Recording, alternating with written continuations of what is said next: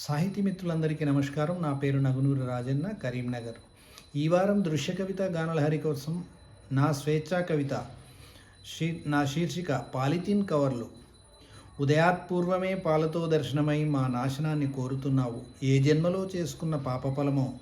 కూరలకెళ్ళినా సరుకులకెళ్ళినా కూత వేసుకుంటూ మాతో జతగా వస్తావు. ఎవరు పంపిన శత్రువువో గాని శనిలా దాపురించావు. నదీ స్నానాలకెళ్ళినా నత్తగుల్లలా దర్శనమిస్తావు. దైవ దర్శనాలకెళ్ళినా దండుపాల్యంలా వెంబడిస్తావు. గజ్జి కుక్కలా దాపురిస్తావు.